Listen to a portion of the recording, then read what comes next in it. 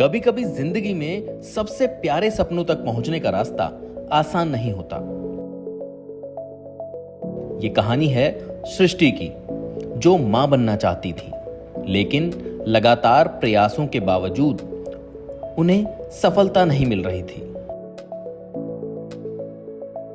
जब सारी उम्मीदें धुंधली होने लगी, तब उन्होंने फेलिक्स हॉस्पिटल का रुख किया। यहां उनकी मुलाकात हुई डॉक्टर संगीता से, जो महिलाओं की स्वास्थ्य समस्याओं में विशेषज्ञ हैं। डॉक्टर संगीता ने सृष्टि की मेडिकल हिस्ट्री को ध्यान से समझा और जरूरी टेस्ट कराए।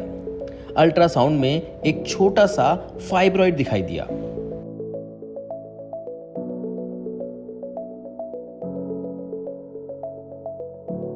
हालांकि फाइब्रॉइड का साइज बड़ा नहीं था, लेकिन उनकी प्रेगनेंसी में रुकावट डाल सकता था। डॉक्टर ने बिना समय गवाए इलाज शुरू किया। सृष्टि के लिए एक पर्सनलाइज्ड ट्रीटमेंट प्लान बनाया गया और उन्हें 2 ट्रीटमेंट साइकिल से गुजरना पड़ा।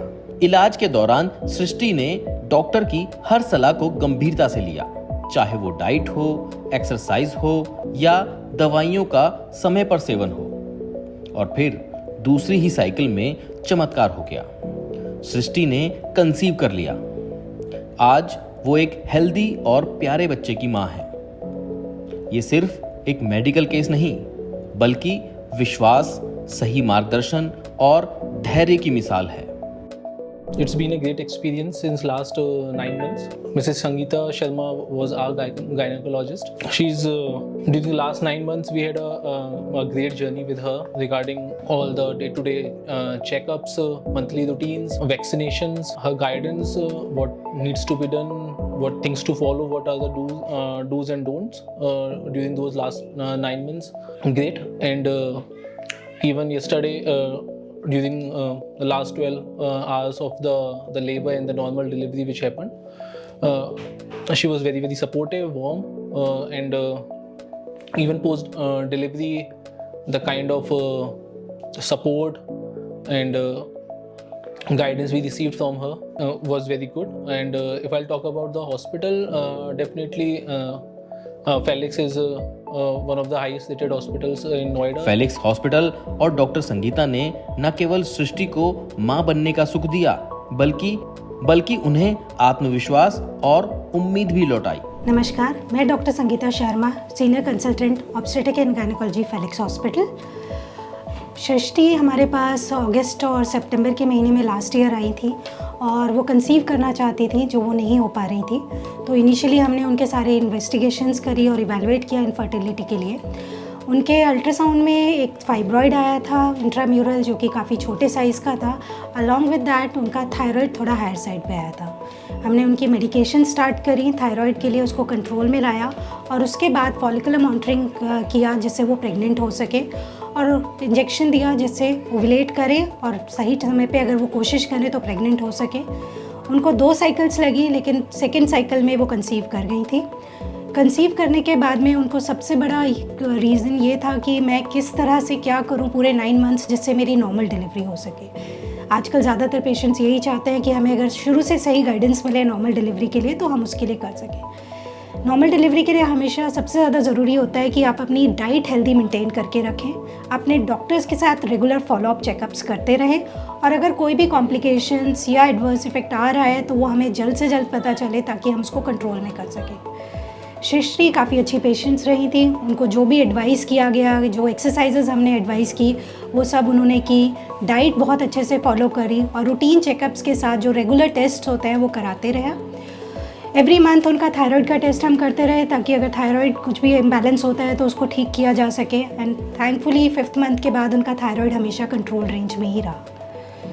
उनका प्लान था कि हम उसको 38 वीक्स के अराउंड नॉर्मल डिलीवरी के लिए एडमिट करेंगे, क्योंकि थायराइड के पेशेंट्स को हम पूरे टाइम तक नहीं जाने देते हैं, उसमें बच्चे की धड़कन ख़राब होने का खतरा रहता है।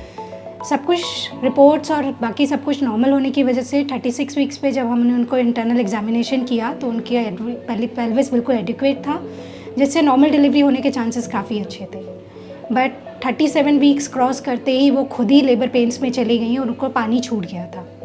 जब वो हॉस्पिटल में आई तो उनका रास्ता बहुत नहीं खुल रहा था, पेन्स बहुत माइल्ड थे लेकिन लीकिंग हो चुकी थी, जिसके लिए हमने उनको एंटीबायोटिक शुरू करी और साथ में पेन्स बढ़ाने के लिए ट्रीटमेंट में जो मेडिसिन दी जाती हैं वो स्टार्ट की, जिससे उनके पेन्स काफ़ी अच्छे बढ़े।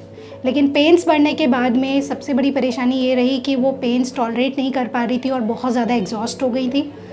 अब इतने एग्जॉस्ट होने की वजह से वो जब पूरे दर्द आने के बाद में रास्ता पूरा खुल गया और डिलीवरी टेबल पे हमने उन्हें लिया तो वो पुश नहीं कर पा रही थी। वो अपनी तरफ से बहुत कोशिश की उन्होंने, लेकिन क्योंकि उनके अंदर हिम्मत नहीं बची थी दर्दों की वजह से, तो वो ज़ोर नहीं लगा पा रही थी।